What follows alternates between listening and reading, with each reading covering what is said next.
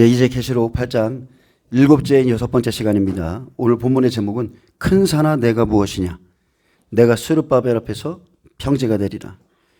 자, 이스라엘 백성 구원의 시간에 이 일이 있을 것인데, 예, 큰 산아 내가 무엇이냐, 큰 산은 율법산이죠.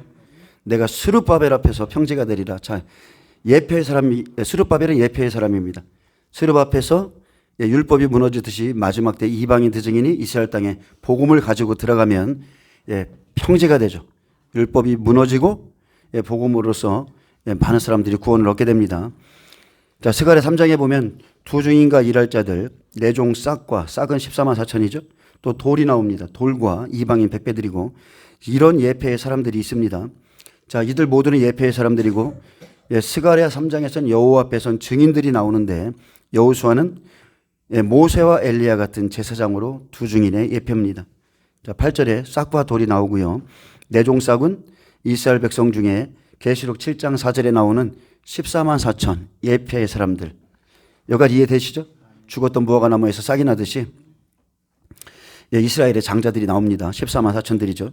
아직 한일회가 시작되지 않았기 때문에 이 싹은 나오지 않았지만, 자, 한 돌에 7 눈이 있는 이방인 백배들은, 자, 이방인의 때가 끝나가고 있는 시점이죠.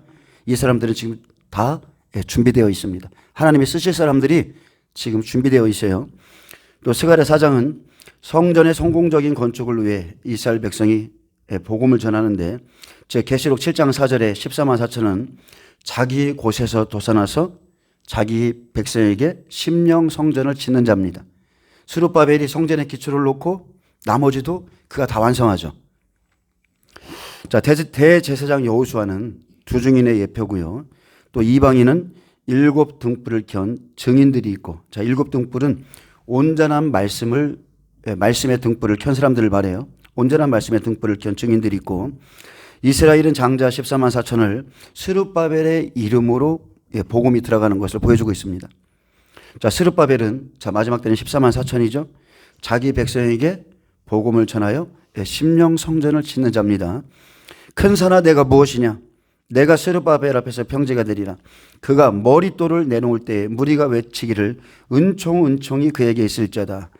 자, 스룹바벨은 이스라엘 장자 14만 4천의 예표입니다. 그가 내놓는 머릿돌은 예수 그리스도시죠.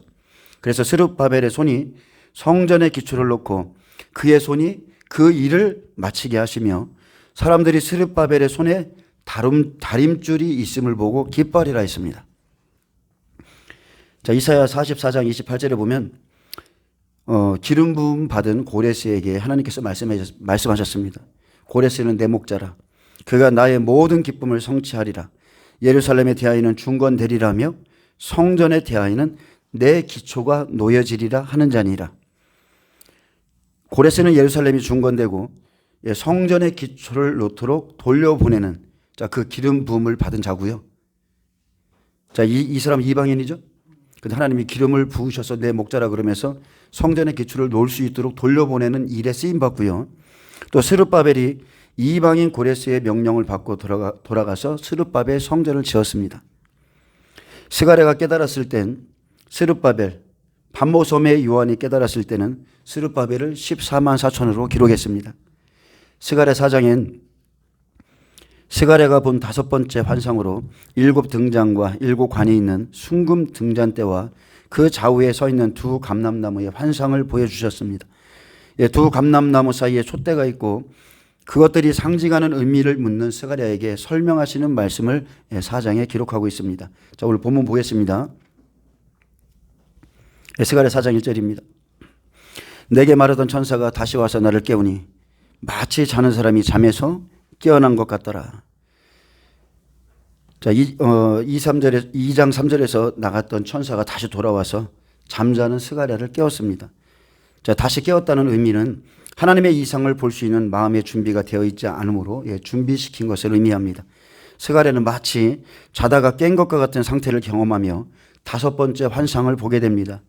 그렇듯이 인간은요, 성령의 은혜가 아니면 하나님의 일을 알 수도 없고, 그리고 하늘의 것을 생각할 수도 없습니다. 우리가 좀 전에 그 찬양을 드렸잖아요. 마지막 곡 예수의 피밖에 없네. 자, 그때 저는 잠시 경험했지만 예전에 제가 봤던 그 삼층천이 있거든요. 이게 구름 모양의 하나님이 계신, 좀 전에 그 예수의 피밖에 없다는 그 찬양을 들을 때 또 그것이 이렇게 몇 번 제 눈앞에 이렇게 보여졌어요. 그래서 야, 오늘 하나님이 또 이곳을 축복하시고 이곳에 기름 부으시는구나, 제가 그걸 느꼈거든요.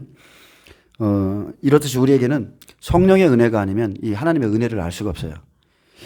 자, 2절에 보면 그가 내게 묻되 내가 무엇을 보느냐, 내가 대답하되 내가 보니 순금 등잔대가 있는데 그 위에는 기름 그릇이 있고 또 그 기름 그릇 위에 7 등잔이 있으며 그 기름 그릇 위에 있는 등잔을 위에 7 관이 있고 그 등잔대 곁에 2 감람나무가 있는데 하나는 그 기름 그릇 오른쪽에 있고 하나는 그 왼쪽에 있나이다 하고. 자, 여기에 보면 감람나무가 있죠. 성경에서 감람나무는 누구예요? 예, 예수님이세요. 예수님. 자, 감람나무와 함께 있는 순금 등잔대는 2 감람나무에서 흐르는 기름으로 등대의 불이 꺼지지 않고 계속 빛을 발하고 있는데 그 나무에서 등잔까지 관이 연결되어서 기름이 계속적으로 공급되고 있었습니다. 기름이 공급되기 때문에 불이 안 꺼지는 거예요. 여기서 순금은 가장 귀하고 변치 않는 하늘의 것을 상징하고요. 또 등대는 계시록 1장 20절에 신약시대의 7 교회를 상징합니다. 스가랴 4장은 제사장과 왕의 사역을 특별히 강조하고 있고 교회와 성도들이 빛을 발하기 위해서는 교회의 머리 대신 그리스도를 통해서 지속적으로 기름을 공급받아야 되죠. 즉 모든 교회는 그리스도께서 보내신 성령, 보혜사 성령을 통해서 주님의 말씀을 가르침받고 또 그 능력을 계속적으로 공급받아서 여러분 빛을 비추셔야 됩니다. 오직 예수, 오직 성령밖에 없어요. 그래서 시편 119편 105절에 보면 주의 말씀은 내 발의 등이요 내 길의 빛이니이다. 자, 성소에 들어가면 금초대가 있죠. 메노라 7 등잔대가 있는데 자, 거기에도 기름이 공급돼야 빛을 발할 수 있는 겁니다. 등대의 불이 지속적으로 켜질 수 있는 이유는 바로 이 감람나무 때문입니다. 이 나무는 세세토록 살아있어 지속적으로 등대에 기름을 공급하고 있는데 자, 기름을 공급하는 감람나무는 그리스도를 상징합니다. 그를 통해서 기름 부음을 받아 하나님의 일을 감당할 때 인간의 약점 결코 장애물이 되지 않습니다. 내가 어떡하지? 내가 과연 이 사역을 감당할 수 있을까? 내가 목사로서 사모로서 내가 이 사역을 감당할 수 있을까? 여러분, 근데 기름 부음을 받으면 인간의 약점은 아무런 장애물이 되지 않아요. 찬양도 마찬가지입니다. 저는 예전에 집사 때 목사님이 저한테 갑자기 찬양을 맡겨줬어요. 찬양을 한번 인도해봐라. 저는 음표도 잘 못 봅니다. 근데 찬양을 하라는 거예요. 그래서 어쨌든 간에 사역을 주셨기 때문에 감사함으로 받아가지고 찬양을 딱 준비해서 첫 주일날 이제 찬양을 하는데 멘트를 해야 될 거 아니에요. 너무 떨려서 안녕하시려무니까 그랬어요. 안녕하시며 지금 감당이 안 돼요. 떨려서 감당이 안 되는데 이게 되더라고. 이제 몇 번 하다 보니까 하나님이 힘을 공급해 주시잖아요. 그래서 안 돼가 아니라 우리는 뭐든지 할 수 있습니다. 그리스도 안에서는 뭐든지 할 수 있어요. 자, 하나님은 미련한 것으로 지혜로운 것을 부끄럽게 하시고 강한 것들을 부끄럽게 하실 수 있는 분이시기 때문에 그렇습니다. 자, 기름 공급의 원천이 그리스도 안에서 부어지는 기름 부음은 다양한 하나님의 은혜를 성도들에게 전달해 주고 교회에서 다양한 역할을 충실히 수행할 수 있도록 해줍니다. 그래서 여러분은 반드시 기름 부음 받으셔야 돼요. 지속적으로 기름 부음 받으셔야 됩니다. 예전에 충만한 기름 부음을 받았을지라도 지금 하나님의 관계가 멀어졌다면, 소홀하다면 그 기름 부음은 예전처럼 흐르지 않을 겁니다. 그러면 하나님의 임재도 그분의 사랑도 희미해지죠. 영적으로도 마찬가지예요.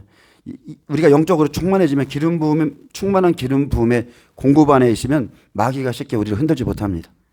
우리에게 그 기름 부음이 약할 때 공격이 들어오고 어려움을 겪게 되죠. 여러분, 기름 부음은 한 번 받는 게 아니에요. 계속적으로 사모하시길 축복합니다. 자, 내게 말하는 천사에게 물어 이르되 내 주여 이것들이 무엇이니까 하니 내게 말하는 천사가 대답하여 이르되 내가 이것들이 무엇인지 알지 못하느냐 하므로 내가 대답하되 내 주여 내가 알지 못하나이다. 자, 스가랴는 내가 무엇을 보느냐 묻는 천사에게 이것이 무엇이니까 자기가 본 환상의 의미를 물었습니다. 스가랴의 질문은 그것이 무엇을 뜻하는지 몰랐기 때문에 그에게 말하는 천사에게 물어봤습니다. 스가랴의 태도처럼 이런 태도가 우리에게 있어야 돼요. 우리도 하나님의 말씀에 대한 열심을 가지고 지금 우리에게 주신 성령님께 여러분 물으셔야 됩니다. 이것이 무슨 뜻입니까? 이게 이해가 안 됩니다. 이렇게 물으셔야 돼요. 이렇게 진리를 향한 열심이 있을 때 천사도 가르쳐 주기를 원했고, 자, 중요한 것은 진리에 대한 무지를 우리가 인정해야 됩니다. 주님, 저는 이걸 잘 모르겠습니다. 그렇게 하나님께 간구하면 가르쳐 주시죠. 하나님께서 우리에게 뭘 줘요? 지혜와 계시의 영을 부어주사. 하나님을 알게 하신다고 그랬습니다. 자, 6절에 그가 내게 대답하이르되 여호와께서 스룹바벨에게 하신 말씀이 이러하니라. 만군의 여호와께서 말씀하시되 이는 힘으로 되지 아니하며 능력으로 되지 아니하고 오직 나의 영으로 되느니라. 천사는 환상을 보고 깨닫지 못하는 스가랴에게 하나님께서 스룹바벨에게 하신 말씀이 이는 힘으로 되지 않는다. 이는 사람의 능력으로도 되지 않고 오직 나의 영으로 된다고 가르쳐 줬습니다. 이것은 스룹바벨이 성전 재건 공사를 완수하는 원동력은 결코 사람의 힘이나 능력에 있지 않고 오직 하나님의 능력 안에 있음을 말씀하고요. 성전 대건이 반드시 하나님으로 말미암아 성취되리라고 말씀하신 것입니다. 그래서 마지막 때 큰 산이 스룹바벨 앞에서 평지가 되는 것이 하나님의 뜻이기 때문에 그 누구도 막을 수가 없습니다. 여러분, 하나님의 뜻을 막을 자가 있어요? 그래서 하나님의 뜻을 대적하면 안 되는 겁니다. 지혜로운 자는 그런 말을 하죠. 예수님 당시에도 제자들이 예수님이 부활하고 승천하시고 제자들이 사도행전에서 막 기적과 표적과 이사를 행하면서 부활하신 예수를 증거하니까 그때 지혜로운 한 분이 그러죠. 이것이 사람에게 났는지 하나님께로부터 났는지 분별하라. 사람으로부터 말미암았으면 금방 무너질 것이고 하나님께로부터 말미암으면 너희가 대적하는 자가 될 것이라고 그랬습니다. 자, 성전 재건을 착수할 때 사마리아에 방해가 있었고요. 또 바사 총독 다뜨네와 스발보세네의 동조로 공사가 보류되었고, 더욱이 또 바사의 총독들이 다리오 왕에게 성전 재건을 중지시키도록 상소를 올리게 되는데, 자, 이때 이렇게 어려움을 겪을 때 마침 성전 재건을 허락했던 고레스 왕의 조서가 발견돼서 다시 성전 재건이 이루어지고, 자, 방해하던 총독들까지 이 공사를 후원하게 됩니다. 자, 이와 같이 사탄은 성전 짓는 하나님의 일을 방해하지만, 아멘. 여러분이 하나님의 사람으로 거듭나고 하나님을 더 찾고 더 예배하고 성전 짓는 것을 할 때 사탄의 방해가 엄청납니다. 방해하는 사람들이 있죠. 하지만 하나님은 오히려 그것을 통해서 당신의 일을 성취한다는 것, 그것을 믿으세요. 그러므로 성도들이 하나님의 일을 하다가 어려움을 당할 때 여러분 도리어 기뻐하셔야 돼요. 성전 재건하는 일에 있어서 주위의 방해나 인간의 나약함이 장애물이 될 수가 없습니다. 우리가 하나님의 일을 하고 있으면 그 어떤 것도 장애물이 될 수 없어요. 인간이 나약함을 느끼는 그 순간이 바로 강함이 되죠. 하나님이 일하실 때입니다. 하나님은 분명히 말씀하셨어요. 나의 신으로 된다. 오직 나의 신으로 되느니라. 안 되실 것 같은가 봐. 여러분, 하나님의 신으로 돼요. 정말 힘들고 지쳐 있을 때 하나님이 역사하십니다. 우리 삶에 나타나세요. 하나님은 어디까지 우리의 믿음에 어디까지 보냐면 완전히 뿌리까지 내려놓을 때 뿌리까지 내려놔요. 그래서 일반적인 사람 같으면 나 더 이상 못하겠습니다. 나는 더 이상 못 나가겠습니다. 그 자리에서 그 사람이 그래도 하나님을 의지하고 서 있을 때 하나님의 큰 영광이 거기에 임하는 거예요. 그를 위해서 준비되었던 은혜의 비가 내리고 많은 은혜들이 그에게 쏟아지게 되는 겁니다. 그래서 여러분, 견디는 것은, 인내하는 것은 힘입니다. 여러분, 인내가 그냥 만들어집니까? 절대 그냥 안 만들어져요. 욥의 인내를 배우라고 그랬죠? 욥이 가만히 있으면 부유할 때, 잘 살 때 인내가 만들어지나요? 하나님이 원하시는 인내는 그렇게 만들어지는 게 아니고 실제 우리 삶의 고난 가운데 만들어지는 겁니다. 그게 진짜 인내입니다. 자, 이스라엘 14만 4천의 대표 인물을 성전의 기초를 놓는 스룹바벨로 끌고 갑니다. 14만 4천이 하나님의 말씀을 받고 복음을 전할 때 큰 산이 무너져 평지가 되는데, 자, 율법산이 무너지죠. 자, 두 증인인 대제사장 여호수아는 엘리야와 모세와 같은 자입니다. 많은 사람들이 엘리야와 모세를 말합니다. 근데 엘리야는 대표적으로 뭐를 나타내죠? 엘리야는 능력, 모세는 말씀의 사람이에요. 모세는 말씀의 사람. 모세오경이 모세가 다 써놨잖아요. 십계명부터 시작해가지고. 그래서 뭐 엘리야와 모세 하면 사실은 모세도 말씀과 능력을 다 가진 자죠. 엘리야도 마찬가지입니다. 엘리야도 사실은 능력만 가진 게 아니라 하나님의 말씀에 의해서 움직였던 사람이에요. 가라 가면 가고, 오라 하면 오고, 숨으라 하면 숨고, 사르밧 과부에게 가라 하면 거기 가고, 말씀에 의해서 움직이는 사람인데, 어쨌든 간에 이 두 사람은 능력과 말씀이 함께 있는 사람들이에요. 자, 신구약에서 감람나무는 오직 예수님입니다. 예수님은 로고스죠. 근본이 태초에 계신 말씀이고요. 말씀은 사람들의 생명의 빛이죠. 등불 기름을 산출하는 나무. 자, 생명나무. 그분이 예수님이에요. 감람나무입니다. 그래서 순금 등잔대. 자, 순금 등잔대가 나오는데, 자, 순금 등잔대는 완전한 금 등잔대죠. 근데 금을 보면, 자, 이제 금기름이 나오잖아요. 스가랴서에 보면 특별하게 금기름이 나오는데, 여기에서 금은 희미하게 반짝이는 것을 의미합니다. 저는 이걸 굉장히 좋아합니다. 자, 금은 믿음을 상징하기도 하고, 변치 않는 것을 상징하고 하늘의 것을 상징하지만, 자, 금기름에 나오는 금을 원어로 찾아보니까 희미하게 반짝반짝하는 것이라고 그래요. 제가 이것은 좀 이따 설명하겠습니다.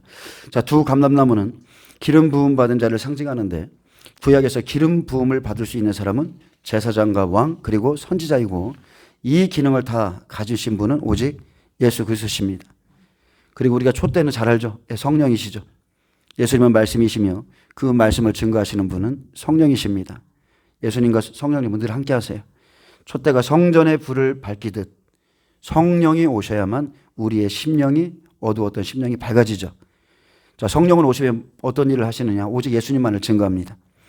그리고 성령이 오셔야 말씀이 깨달아지고 우리 심령을 비춰주실 때에 우리의 가치관, 삶의 목적, 방향 다 바뀌어집니다. 그래서 복음의 삶이라는 것은 사람의 힘이나 능력으로 되는 것이 아니라 오직 하나님의 영으로 되기 때문에 우리는 오직 하나님만 의지하고 그분의 말씀에 순종해 나가는 겁니다. 그래서 여러분이 하나님의 일을 감당하고자 한다면 무엇보다 성령을 구하세요. 성령의 충만함을 받으시길 축복합니다. 출애굽기 3장 13절에도 자, 모세를 보내신 분이 계신데 그분은 스스로 계신 분이라고 그랬어요. 스스로 계신 자가 모세를 보냈습니다. 자, 그렇게 보면 하나님은 스스로 있는 분이시죠. 자, 80세가 된 모세를 택하셔서 출애굽의 영도자로 보내었을 때 그의 민족이 구원을 받았고, 자, 하나님의 백성들이 끌려 나왔습니다. 자, 모세 말씀을 가지고 들어간 사람이죠. 100배입니다. 100배. 그러면 그의 말씀을 통해서 이스라엘 백성들 60배, 30배들이 애굽에서 다 끌려 나오죠. 그렇듯이 마지막 때 성전을 건축하라는 사명을 받은 스룹바벨이 복음을 전할 때 이렇게 60배와 30배들이 자기 백성들이 끌려 나오는 겁니다. 전해주는 것은 이방인이 하지만 마지막 때요. 실제적으로 그 백성을 구하는 것은 자기 민족이 하는 겁니다. 출애굽기 3장 13절에 모세가 하나님께 아뢰되 내가 이스라엘 자손에게 가서 이르기를 너희의 조상의 하나님이 나를 너희에게 보내셨다 하면 그들이 내게 묻기를 그의 이름이 무엇이냐 하리니 내가 무엇이라고 그들에게 말하리이까. 자, 우리를 구원하시는 분의 이름을 알아야 되겠죠. 하나님이 모세에게 이르시되 나는 스스로 있는 자이니라. 아멘. 예수님께서도 자신을 증거했어요. 나는 스스로 있는 자니라. 내가 그니라 그랬죠. 내가 그니라. 또 이르시되 너는 이스라엘 자손에게 이같이 이르기를 스스로 있는 자가 나를 너에게 보내셨다 하라. 스스로 있는 자, 태초의 말씀. 자, 말씀이 나를 보냈다. 말씀이 보내는 거예요. 하나님의 명령을 보내죠.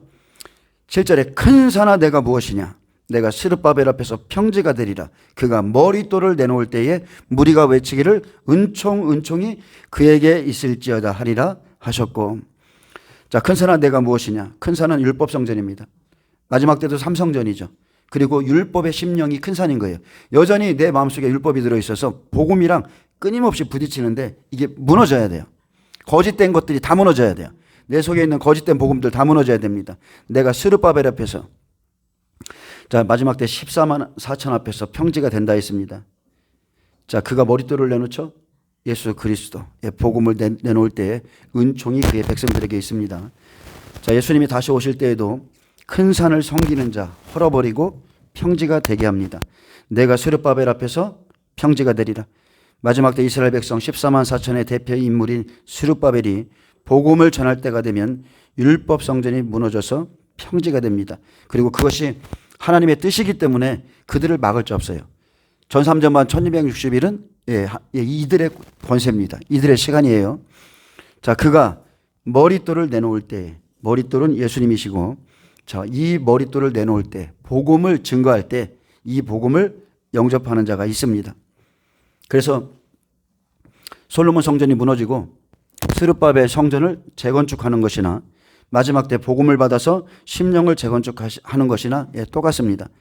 그래서 큰 산은 율법의 산이 무너지고 복음으로서 심령 성전을 재건축하는 것을 말하고요. 스룹바벨 앞에서 장애가 되었던 큰 산은 평지가 되고 성전이 완공되어 머릿돌이 놓이게 될 때 그것이 하나님의 은총이었음을 찬양할 것입니다. 아멘. 머릿돌을 내놓을 때 무리가 외치기를 은총이 그에게 있을지어다. 어떤 사람들에게 은총이 있습니까? 머릿돌을 받아들이는 사람들, 영접하는 자, 곧 그의 이름을 믿는 자들에게 은총이 있는 겁니다. 하나님의 머릿돌인 예수님의 말씀을 받아들일 백성이 준비되어 있습니다. 하나님은 지금 마지막 때 이방인 두 증인을 준비하는 것뿐만이 아니라 마지막 때 구원받을 백성들의 심령까지도 지금 만지시고 계세요. 은총을 받는 백성이 누굽니까? 빌라도 앞에서 이 피를 우리와 우리 자손에게 돌리라 했던 그 자손들이죠. 예수님 죽인 죄의 핏값을 치르고 돌아온 그 자손들. 두 증인을 비롯한 모든 증인들이 하나님의 말씀과 성령으로 충만한 자들이고 14만 4천이 자기 백성에게 복음을 전하면 이제 8절 말씀, 여호와의 말씀이 또 내게 임하여 이르시되 스룹바벨의 손이 이 성전의 기초를 놓았은즉 그의 손이 또한 그것을 마치리라 하셨나니 했습니다. 그래서 14만 4천이 성전의 기초를 놓고 마치는 일도 그들이 하죠. 아멘. 오전에 제가 말씀드렸잖아요. 예수님께서 여러 가지 비유를 말씀했을 때 그중에 잃어버린 드라크마를 말씀했잖아요. 근데 그 잃어버린 드라크마는 다른 데서 잃어버린 게 아니라 자기 집에서 잃어버렸어요. 그래서 자기 땅, 자기 민족 안에서 잃어버린 하나님의 백성 한 사람도 안 빼놓고 다 찾아냅니다. 그래서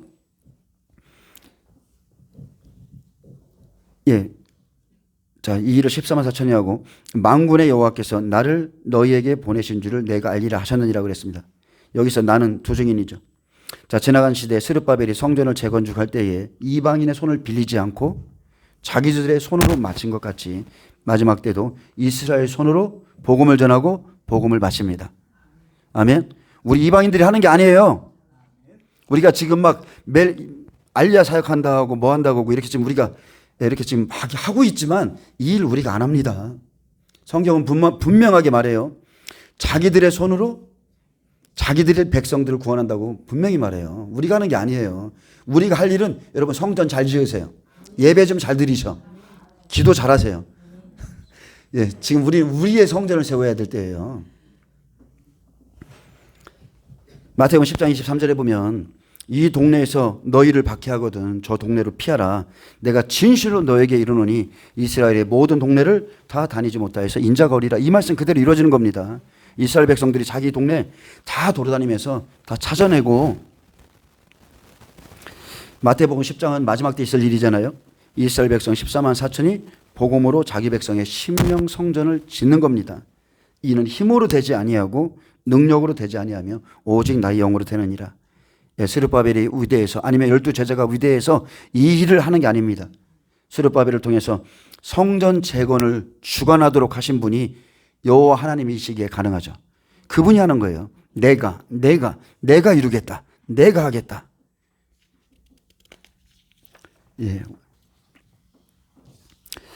이사야 45장 1절에서 3절은 자, 메대 바사를 지나서 이제 이스라엘을 돌려보낼 때가 되자 여호와께서 그의 기름 부음을 받은 고레스에게 말씀했습니다. 여호와께서 그의 기름 부음을 받은 고레스에게 이와 같이 말씀하시되 내가 그의 오른손을 붙들고 그 앞에 열국을 항복하게 하며 내가 왕들의 허리를 풀어 그 앞에 문들을 열고 성문들이 닫히지 못하게 하리라. 내가 너보다 앞서가서 험한 곳을 평탄케 하며 농문을 쳐서 부수며 세빗장을 꺾고 내게 흑암 중에 보아와 은밀한 곳에 숨은 재물을 주어 내 이름을 부르는 자가 나 여호와 이스라엘의 하나님인 줄을 내가 알게 하리라. 아멘. 누가 한다고요? 하나님이 하십니다. 하나님이 지시하시는 거예요. 예수님께서 약속하신 때가 되자 430년 만에 나타나셔서 이 땅에 육신을 입고 오셔서 자기가 하셨죠. 자기가 하셨어요. 마찬가지입니다. 마지막 때도 하나님 자신이 하는 겁니다. 두 증인을 보내서 그들 위에 큰 손을 펼치시고 하나님 이스라엘 백성 구원하십니다. 고레스에게 말씀하셨듯 내가 하시겠다는 약속을 주셨고 내가 그의 오른손을 붙들고 항복하게 하며 풀고 열고 다치지 못하게 하겠고 내가 너보다 앞서가서 평탄케 하며 부수며 꺾고 흑암 중에 보아와 은밀한 곳에 숨은 재물을 주어서 흑암 중에 보아 은밀한 곳에 숨은 재물 복음이죠. 생명의 말씀이에요. 아멘. 예수님은 감추인 보화잖아요. 하나님이 저한테 이 말씀을 주셨을 때 제가 기도원에서 기도하고 있는데 이 말씀을 주셔서 야 하나님이 나에게 큰 돈 주나 보다. 내가 이렇게 생각했거든요. 그때 좀 돈을 받을 게 있어서 이런 응답이 왔길래 야 하나님이 나한테 흑암 중에 보아 은밀한 곳에 숨은 재물을 주어서 하나님을 알게 하겠다. 나 되게 좋아했어요. 그런데 나중에 보니까 안 이루어져. 쫄딱 망했어요. 응답은 받았는데 쫄딱 망했어. 그런데 나중에 보니까 생명의 말씀을 주겠다는 뜻이야. 말씀. 그래서 내 이름을 부르는 자가 나 여호와 이스라엘의 하나님인 줄을 내가 알게 하겠다. 자, 고레스 왕은 이방인의 왕으로 하나님의 명령을 받고 성전을 짓도록 스룹바벨을 풀어줬습니다. 자, 그의 일은 여기까지입니다. 스룹바벨을 기름 부음을 받았기 때문에 풀어주죠. 여러분 기름 부음 받으세요. 기름 부음 받으면 은총이 임해요. 이방인에도 하나님의 백성을 긍휼히 여길 수 있는 마음을 주시고 예수님도 사역할 때 첫 번째 기름 부음 받으셨죠. 끌어지는 겁니다. 멍에가 깨트려지고 끌어지고 복음을 전할 수 있게 해주고 그래서 하나님의 기름 부음을 받자 고레스가 스룹바벨을 풀어주었고요. 하나님이 감동시키죠. 그리고 이스라엘 백성들이 스스로 성전을 지었습니다. 자, 하나님의 명령을 받고 심령을 재건축하는 일은 이스라엘 백성이 마칩니다. 이방인이 하는 게 아닙니다. 스룹바벨 후에 말락이 지나서 예수님이 오셔서 헤롯 성전을 마치셨죠. 똑같습니다. 이 원리가 그냥 똑같이 가는 거예요. 헤롯 성전 무너지고 마지막 때 심령 성전을 지을 때는 이사야 45장 1절에 기름 부음 받은 고레스 왕같이 기름 부음 받은 이방인 두 증인이 들어가 성전을 짓도록 외쳐주고 여기까지 하는 거죠. 외쳐주고 스룹바벨 같은 14만 4천이 나오고 14만 4천을 통해서 은총을 입은 60배, 30배들이 나오죠. 이래서 민족 구원이 이루어지는 겁니다. 지나간 시대 인물을 들어 예표로 보여주셨고 준비는 두 증인이 하고 이방인 중에서 두 증인이 하고요. 전하는 것은 14만 4천이 하죠. 그래서 두 증인의 열배가 14만 4천인 겁니다. 아멘.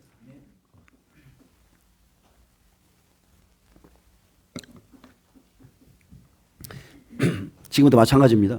제가 여러분에게 당신의 심령을 세워라. 심령 성전을 건축하라. 당신 자신의 영을 분별하라. 자, 여러분 이게 작아 보이죠? 작은 나라의 일 같죠? 대형 교회에 모여서 큰 집회를 열고 몇만 명이 모여서 집회 여는 이런 것은 커 보이죠? 여러분 착각하지 마세요. 여러분 성전을 세우는 게 더 큰 일이에요. 하나님 보시기에 그게 훨씬 큰 일이에요. 스가랴 4장 10절은 말합니다. 이 말을 하는 사람들은 육신의 사람들, 보이는 것으로 말하는 사람들인데 여러분 영적인 것을 볼 수 있길 축복합니다. 작은 일의 날이라고 멸시하는 자가 누구냐? 사람들이 스룹바벨의 손에 다림줄이 있음을 보고 기뻐하리라. 이 일곱은 온 세상에 두루다니는 여호와의 눈이라 하니라. 자, 이 일곱은 성령의 말씀이죠. 자, 작은 일의 날이라고 멸시하는 자가 누구냐? 자, 지나간 시대를 보면 성전 재건을 방해한 자들이 스룹바벨이 하는 일을 보면서 작은 일의 날이라고 그랬습니다. 작은 일이다. 야, 지금 네가 하는 거 봐봐. 솔로몬 성전이 얼마나 위대했는데 네가 지금 이 기초를 세우는 것 좀 봐봐. 가치 없게 여기죠. 이 사람들이 그렇게 말한 이유는 그 성전이 이전에 솔로몬 성전에 비해서 너무나 초라했기 때문이죠. 초라해 보여요. 솔로몬 성전의 영광을 보았던 사람들은 스룹바벨 성전을 보고 통곡했다고 그럽니다. 이전의 영광이 이거밖에 안 되느냐 하면서 그게 통곡했다고 그래요. 근데 하나님의 입장에서 보면 아니죠. 솔로몬 성전 때 하나님을 멸시했던 사람들이 70년 포로 생활하고 돌아와서 이제 새롭게 하나님과의 관계가 회복되는 그날을 가지고 이 사람들은 작게 보지만 하나님은 아니거든요. 이와 같이 사람들은 외형에 집착하지만 하나님은 사람들의 중심을 보고 평가하시고 말씀하는 겁니다. 하나님이 교회 안에 들어오면 누구를 볼까요? 심령 성전이 잘 세워진 사람 보는 겁니다. 그 사람들을 하나님이 기뻐하시는 거예요. 작은 일의 날이라고 멸시하는 자가 누구냐? 7죄인에서 14만 4천이 나오는 날이죠. 회개하면 하나님의 사람들이 나옵니다. 돌 감람나무 잘리고 참 감람나무가 접붙이는 날이며 이날은 온 이스라엘이 이제 구원받는 날이죠. 큰 날입니다. 결코 작은 일의 날이 아니에요.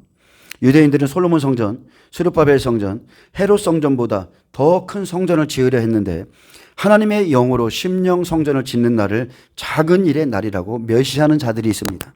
예수님께서도 분명히 말씀했어요. 이 성전을 헐라. 내가 사흘 만에 다시 세우겠다. 사람들이 비웃죠. 어떻게 우리가 46년이나 지었는데 네가 3일 만에 이걸 세우냐? 비웃지만 예수님이 하시는 일은 하나님 보시기에 엄청난 일입니다. 복음을 받아들이는 자, 심령 성전 세워집니다. 자, 이렇게 멸시하는 자리 있지만 예수님은 이 위대한 성전을 짓기 위해서 죽으셨고 그리고 사흘 만에 부활하셨습니다. 이 성전을 세우기 위해서. 그러므로 성령이 이 땅에 오셔서 심령 성전을 세우게 된 겁니다. 아멘. 이스라엘 백성들에게 지금 성령이 임하나요? 안 임하죠. 그렇기 때문에 이날은 결코 작은 날이 아닙니다. 하나님은 작은 일의 날이라고 멸시하는 자들을 책망하셨고 이 일을 깨닫는 사람들은 스룹바벨의 손에 다림줄이 있음을 보고 기뻐하라 그랬습니다. 기뻐하리라고 그랬어요. 자, 이 일곱은 온 세상을 두루다니는 여호와의 눈이라. 온 세상을 감찰하시는 여호와의 눈이라고 그랬습니다. 온 세상을 감찰하시는 성령. 성령께서 성전 건축을 위한 다림줄을 스룹바벨이 잡고 있음을 기뻐하십니다. 여호와의 눈. 이 일곱 눈은 성령의 눈이며 진리의 말씀입니다. 그리고 이 일은 여호와께서 하시는 일이고 하나님의 눈은 온 세상을 살피십니다. 하나님의 눈은요, 온 세상을 살피세요. 어떤 교만한 사람들의 혀는 온 땅을 두루 돌아다닌다고 그랬는데 그죠? 하나님의 눈은 온 세상을 살피시고 계셔요. 스룹바벨의 손에 있는 다림줄은 눈에 보이는 성전을 지을 때 필요한 측량줄과 먹줄로 진리의 말씀이 여러분 진리의 말씀이 측량줄이 되는 겁니다. 자, 스룹바벨이 하나님의 영으로 진리의 말씀을 내놓을 때, 즉 14만 4천이 이 일을 할 때에 7절에 그 말씀을 듣고 은총은총하며 기뻐하던 자들같이 복음을 받아들이는 자는 기뻐합니다. 하나님의 뜻을 깨닫고 기뻐하는 거예요. 그래서 11절부터 자 11절에 보면 자 이제 두 감람나무가 무슨 뜻이냐고 묻죠. 자 스룹바벨이 두 증인이 아님을 증거하고 있습니다. 내가 그에게 물어 이르되 등잔 대 좌우의 두 감람나무는 무슨 뜻이니까 하고 자 스가랴 선지자가 예수님의 제자들처럼 열정을 가지고 있었고 자신의 무지를 깨닫고 의심나는 것은 천사에게 즉시 질문했습니다. 하나님은 진리를 사모하는 자에게 은혜를 베푸시며 깨닫게 합니다. 자 12절에 다시 그에게 물어 이르되 금기름을 흘리는 두 금감 옆에 있는 이 감람나무 두 가지는 무슨 뜻이니까 하니 감람나무는 예수님이시죠? 감람나무이신 예수님은 기름 부음의 공급자십니다. 예수님은 십자가 지시기 전에 어느 산으로 올라가셨어요? 감람산으로 올라가셨어요. 거기는 감람산은 기름 짜는 틀이죠. 예수님이 기름 부음의 원천이세요. 요한복음 15장 1절에 예수님은 포도나무고 자 너희는 가지라고 그랬습니다. 우리는 가지입니다. 이방인은 다 가지예요. 마지막 때 이스라엘 백성 돌아올 때 감람나무는 예수님께 붙어 있는 자가 감람나무가 됩니다. 참 감람나무. 아멘. 예수님의 말씀을 영접하는 자들, 붙어 있는 자들이 감람나무가 되는 거예요. 그들이 예수님의 말씀을 받지 않아서 시켰잖아요. 마지막에 다시 받아들이면 감람나무가 되는 겁니다. 자, 이 감람나무 두 가지는 사역을 감당하기 위해서 기름 부음을 받은 제사장과 왕을 가리키고 그 당시엔 대제사장 여호수아와 총독 스룹바벨을 가리킵니다. 자, 감람나무 두 가지는 여호수아와 총독 스룹바벨이고, 마지막 때는 모세와 엘리야 같은 기름 부음 받은 두 증인이죠. 말씀과 능력의 기름 부음을 받은 두 증인이 두 가지인데, 자, 근간에서 금 기름이 흘리듯 시대마다 성령과 함께 구속 사역을 감당하고 성령의 기름 부음이 충만한 자에게 하나님이 사명을 맡기고요. 그리고 성령의 금 기름이 흐르는 사람들이 있습니다. 여러분, 금기름 보신 적 있으시죠? 금기름. 금기름은 원어를 찾아보면 히브리어 자부입니다. 그냥 희미하게 반짝이는 거. 희미하게 반짝반짝하는, 이 사용하지 않는 어근에서 유래되었고, 자, 금기름은 금이나 어떤 금색깔의 것을 의미해요. 저는 제가 금기름을 받아봤기 때문에 알아요. 제가 처음에 교회 간 첫날에 받았어요. 그냥 갑자기 뭐가 위에서부터 덮여지면서 반짝반짝하면서 손, 이마, 얼굴에 막 금기름이 반짝반짝. 금기름, 식용유를 부은 것처럼. 그리고 실제적으로 금이 반짝반짝합니다. 근데 이 금기름이 금색깔만 있는 게 아니고 정말로 다양한 색깔이 있습니다. 손에서 위로부터 부어져서 손 위에 내려오고 손 안에서 바깥으로 표출돼요. 손 속에서 바깥으로 색깔이 나와요. 보라색도 있고 노란색도 있고 막 금색도 있고 여러 가지 색깔들이 그때마다 하나님이 부어주십니다. 이건 신비주의가 아닙니다. 이건 신비주의가 아니고 실제적으로 금기름이 사명자들에게 부어져요. 희미하게 반짝반짝합니다. 그래서 제가 처음에 몰라서 성령 받고 그런 일이 있어서 친구들에게 전화를 했어요. 야, 내가 막 내 손에 뭐 금가루가 임했다 이랬더니, 야, 그거 팔 수 있냐? 팔 수 있으면 또 팔아서 그 부자 되지. 세상에 그런 게 어디 있냐? 저한테 그러더라고요. 그때는 그게 뭔지를 몰랐어요. 근데 그게 금기름인 거예요. 사명을 감당하기 위해서 부어주는 금기름. 정말로 그게 왜 좋으냐면 그런 현상이 임하기 전에 하나님의 임재가 먼저 찾아와요. 먼저 임재가 오고 그런 현상들이 나타나기 때문에 아, 주님이 오시는구나라고 느껴요. 이것은 각 사람에게 부어지는 은혜가 좀 틀리지만 여러분에게도 그런 은혜가 임파테이션 되길 축복합니다. 금기름을 받은 사역자들이 있죠. 예전에 특별히 조슈아 밀즈 목사님 찬양 사역하시는 분, 그분은 실제적으로 머리부터 발까지 금기름으로 반짝반짝하면서 그분이 천국에 갔다 와서 400곡을 막 이렇게 한꺼번에 다운로드 받아가지고 즉석에서 찬양하고 손에서 기름 부음이 흘러내려서 컵에다 받아서 이 기름 부음을 이렇게 안수해주고 그랬었어요. 이런 것은 실제입니다. 은혜 시대에는 이런 일들이 일어나는 거예요. 하나님의 영광이 나타나는 거예요. 그래서 금기름을 받은 사역자들이 있어요. 사명을 감당하도록. 자, 금기름을 흘리는 두 가지는 여호수아나 또 스룹바벨 같은 사역자들로 사명을 받은 자에게, 특별한 사명을 받은 자에게 사역을 감당하도록 기름 부음을 공급해 줍니다. 자, 사역 가운데 하나님으로부터 임하는 금기름이나 금가루 들어보셨죠? 금가루 등은 하나님의 영광의 현상으로 나타나는 겁니다. 이것은 깊은 임재가 따르기 때문에 깊은 임재가 따라요. 또한 이런 금가루의 현상이나 이런 것들은 표적으로 주기도 하고 또 하나님과의 친밀함에, 그 사람이 하나님과 친밀함의 증거로 나타내 주시는데, 자, 이렇게 하나님이 부어주시는 것은 여러분 지켜야 됩니다. 이것은 잃어버리면 안 돼요. 근데 어떻게 잃어버리냐? 사람들의 말 때문에 잃어버리거든요. 기름 부음을 받은 자에게 주시는 영광의 그 현상을 어리석은 자들이 이것은 신비주의야, 이것은 신사동동이야 이렇게 말하는 것은 그것을 빼앗기 위한 영적인 미성숙한 어린아이들이 하는 말인 거예요. 왜? 이런 영광의 현상을 경험해 본 적이 없거든요. 변화산의 영광을 본 적이 없기 때문에 나머지 제자들이 그렇게 말할 수 있죠. 내가 모세 엘리야를 봤어. 예수님과 함께 봤어. 근데 이런 현상을 한 번도 경험해 보지 못하면 그런 게 어딨냐고 말하겠죠. 근데 실제 있습니다. 그리고 이런 현상을 한번 경험하면 이렇게 크신 하나님이 다른 이에게 무엇을 못 해줄까? 더 큰 것을 원하게 된다니까요. 근데 문제가 되는 것들이 있죠. 이런 현상이 또 거짓된 기름 부음을 받은 사람들에게도 나타날 수도 있고요. 또 어떤 사람들에게는 또 성품의 변화가 너무 없이, 그래서 은혜를 받아서, 자, 이런 것들은 은혜로 주는 거잖아요. 그런데 성품의 변화가 너무 없는 분이 이걸 받아가지고 문제를 일으키는 경우도 있죠. 그래서 야, 그게 저기 하나님이 주셨으면 저 사람이 저러겠냐 이렇게 말할 수도 있지만 자, 말씀과 성령 안에서 우리는 그러한 영을 분별할 수가 있습니다. 하나님이 주신 건지 아닌 건지 분별할 수 있어요. 금관에서 금기름이 흘리듯이 지금도 성령께서는 자기의 사역자들에게 금기름을 부어주십니다. 부어주세요. 사모하세요.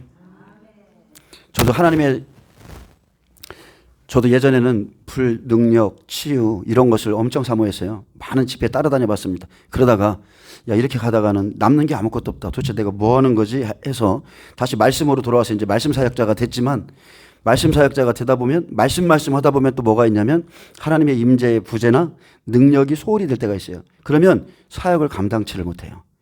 그래서 무엇 하나 치우치면 안 되고 성소 안에는 말씀과 성령이 늘 공존해요. 항상 공존하기 때문에 말씀과 성령 안에서 지성소로 가는 겁니다. 초자연적인 역사는 그렇게 나타나는 거예요. 스룹바벨은 장차 이스라엘 백성에게 복음을 전할 이스라엘 백성 장자 14만 4천이죠. 계시록 7장 4절. 12지파 중에 나오는 14만 4천. 자, 그것이 스룹바벨로 끌고 가고 돌은 이방인이에요. 원래 14만 4천에게 생명을 주는 것은 돌입니다.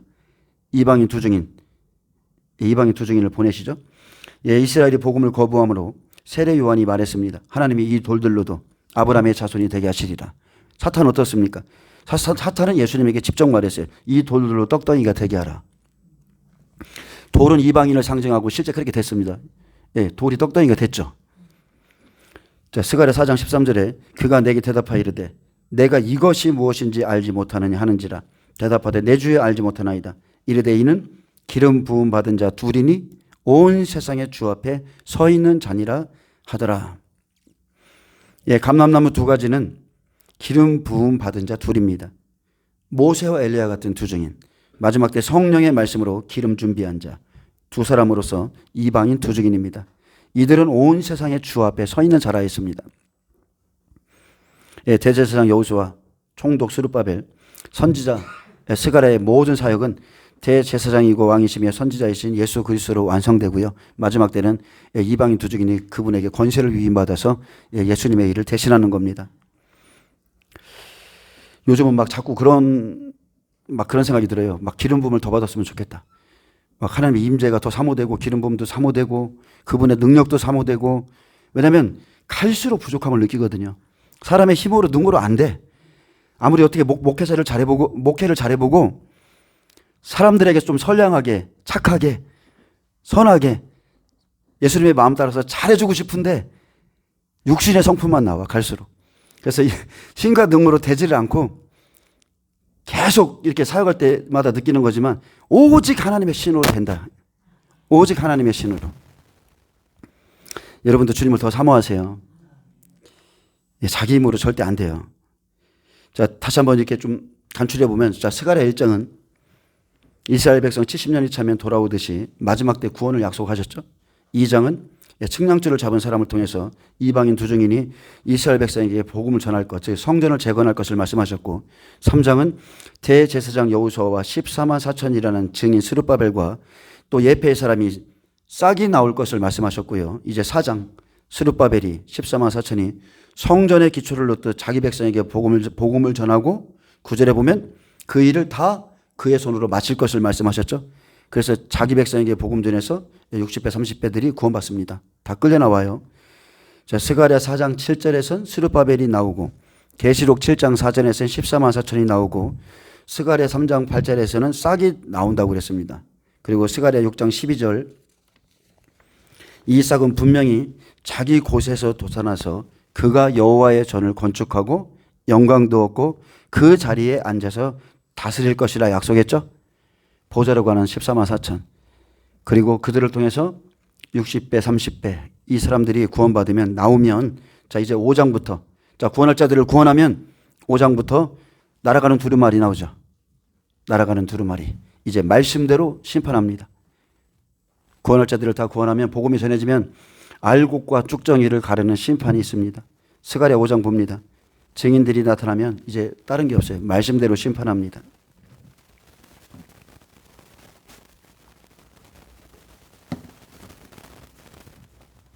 내가 다시 눈을 들어본 즉 날아가는 두루마리가 있더라. 두루마리는 말씀이죠. 그가 내게 묻되 내가 무엇을 보느냐 하기로 내가 대답하되 날아가는 두루마리를 보나이다. 그 길이가 20규빗이요 너비가 10규빗이니이다. 그가 내게 이르되 이는 온 땅에 내리는 저주라. 도둑질하는 자는 그 이쪽 글대로 끊어지고 맹세하는 자는 그 저쪽 글대로 끊어지리라. 아멘. 여기서 끊어진다는 의미는 정결케 하다, 깨끗하게 하다, 즉 베어내다는 뜻이에요. 정결, 깨끗하게 하기 위해서 그렇지 않은 자는 다 그냥 끊어진다, 다 베어내버린다는 뜻이에요. 그래서 구약의 두루마리는 하나님의 말씀이죠. 신약에서는 성경 말씀입니다. 성경 말씀이에요. 그래서 말씀대로 살지 않으면 심판의 날에 저주가 있습니다. 날아가는 하나님의 말씀이 분명히 규빗이 있죠. 20규빗, 10규빗이 말씀엔 넓이와 길이, 높이와 깊이가 있죠. 에베소 3장 19절은 말합니다. 넓이와 길이와 높이와 깊이가 어떠함을 깨달아 하나님의 모든 충만을 구하라 했습니다. 우리의 신앙도 어떻습니까? 발목신앙, 무릎신앙, 가슴까지 물이 찬 사람들이 있죠. 각 사람마다 진리의 깊이가 다르고 은혜도 틀려요. 깨닫는 진리도 다 다릅니다. 그래서 사람마다 깨닫는 진리는, 깨닫는 것은 다 다를지라도 심판의 말씀은 영원토록 동일합니다. 심판의 말씀은 영원토록 동일해요. 그래서 심판의 말씀에 규격이 있는 겁니다. 사방과 사면의 규격대로 이 정해짐이 있기 때문에 말씀대로 살지 않으면 저주가 임하는 거예요. 아멘. 우리는 주여 주여 매일 기도합니다. 주여 주여. 근데 예수님은 분명히 내 아버지의 뜻대로 행하는 자만이 천국에 들어간다고 그랬죠. 근데 주여 주여 하면서 여기 보니까 도둑질하는 자 있죠. 주여 주여 하는데 거짓 맹세하는 자가 있어요. 하나님께서 하나님께로부터 끊어집니다. 심판이 오기 전까지는 사람들이요 그냥 하나님을 적당히 알아요. 근데 하나님의 모든 말씀은 다 생명을 주는 말씀이에요. 우리의 영혼이 잘 되라고 책망도 하시고 교훈도 주시고 심판 전까지입니다. 심판이 오기까지. 그래서 우리가 예수님을 주와 그리스도로 고백하고 물과 성령으로 거듭난 자에게는 생명을 주는 말씀이기에 디모데전서 4장 5절에 하나님의 말씀과 기도로 거룩하여 짐이라 하셨지만 심판 때는 틀리죠. 심판 때는 그동안 수많은 말을 들었지만 내가 외면한 말씀 있죠. 내가 거부한 말씀, 내가 깨닫지 못해서 그냥 순종하지 않은 말씀들이 있어요. 그 말씀들, 그게 진리라면 그 말씀이 나를 심판하는 겁니다. 바리새인이 버렸던 그 말씀이 그들을 심판했습니다. 내가 한 그 말이 마지막 날에 그를 심판하리라. 내가 심판하러 이 세상에 왔으니 보지 못하는 자들은 보게 하고 보는 자들은 맹인이 되게 하려 함이라. 너희가 맹인이 되었더라면 죄가 없으려니와 본다고 하니 너희 죄가 그대로 있느니라. 아멘. 왜 바리새인 서기관들이 맹인입니까? 자기가 갖고 있는 말씀에 함정에 걸려 있어요. 다른 이들의 말을 들으려고 안 씁니다.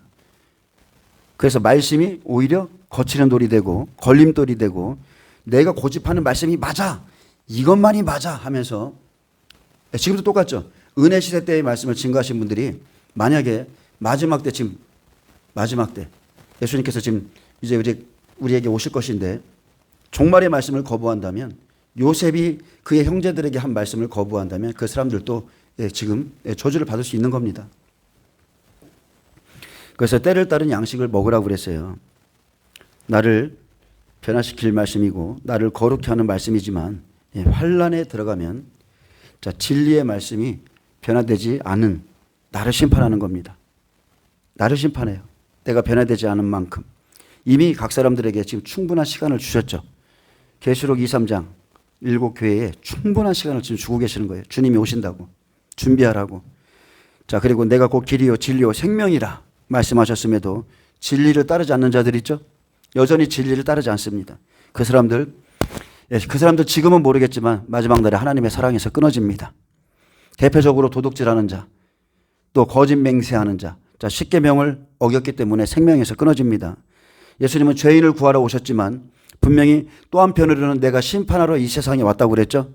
다시 오시는 주님은 죄인을 데리러 오는 게 아니라 공의와 정의로 맺어진 열매를 추수하러 오셔요.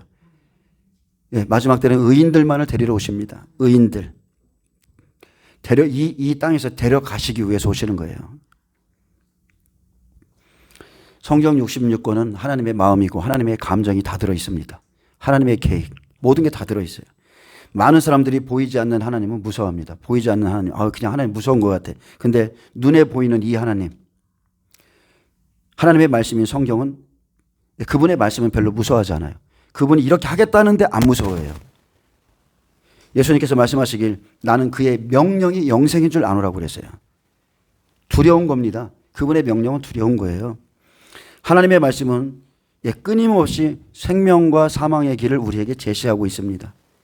우리는 어떻게 해서 예수님 믿습니까? 우리가 성경을 통해서 예수님 믿고, 자, 다른 예수가 있기 때문에 우리는 성경을 통해서 예수님 믿고 성경의 약속대로 성령을 받고 성경 안에서 구원의 약속을 찾아가죠. 그래서 약속이 보여야만 그 약속을 끝까지 찾아가는 거예요. 여러분 약속을 찾으시길 축복합니다. 그래서 두 증인이 이스라엘 백성에게 들어가서 복음을 전하고 스룹바벨이라는 14만 4천이 나와서 자기 백성에게 복음을 전하면 이제 3, 4절 말씀대로 심판이 있습니다. 만군의 여호와께서 이르시되 내가 이것을 보냈나니, 자, 두루마리 심판의 말씀을 보냈죠. 도둑의 집에도 들어가며 내 이름을 가리켜 망령되이 맹세하는 자의 집에도 들어가서 그의 집에 머무르며 그 집을 나무와 돌과 아울러 사르리라 하셨느니라 하니라. 그래서 각 사람에 대한 심판이 있습니다. 그 집, 각 사람의 믿음의 집을 말씀이 들어가서 이제 다 심판하는 겁니다. 내가 이것을 보냈다고 그랬어요. 하나님이 허락하셨죠. 때가 됐기 때문에 하나님께서 심판의 말씀을 보내십니다. 추수의 때예요. 그래서 열매 맺지 못하는 무화과나무 또는 이방인 중에 돌 같은 심령들이 있죠. 돌짝밭, 길가밭, 가시 떨기밭. 자, 이런 사람들 행한 대로 갚아주는 날. 날아가는 두루마리가 이제 날아가기 시작하면 공의의 하나님을 만나게 되는 겁니다. 공의의 하나님. 그래서 요한복음 12장 48절에 나를 저버리고 내 말을 받지 아니하는 자를 심판할 리가 있으니. 자, 지금도 저는 목회자로서 이걸 많이 깨달아요. 저는 지금 하나님의 말씀을 전하고 있거든요. 근데 나를 저버리고 내 말을 받지 아니하는 사람들이 너무나 많아요. 하나님의 명령인데 안 받아요. 근데 심판하지 않습니다. 은혜 시대 때는 절대 심판하지 않아요. 자, 다시 한번 말합니다. 나를 저버리고 내 말을 받지 아니하는 자를 심판할 리가 있으니 곧 내가 한 그 말이 마지막 날에 그를 심판하리라. 내가 내 자유로 말한 것이 아니요 나를 보내신 아버지께서 내가 말할 것과 이룰 것을 친히 명령하여 주셨으니 나는 그의 명령이 영생인 줄 아노라. 아멘. 자, 이 명령의 출처가 어디예요? 아버지께서 내게 말할 것과 이룰 것을 가르쳐 줬다고 그랬죠. 저도 마찬가지입니다, 여러분. 저도 하나님으로부터 이 말씀을 전하라고 배운 거예요. 나는 그의 명령이 영생인 줄 알아요.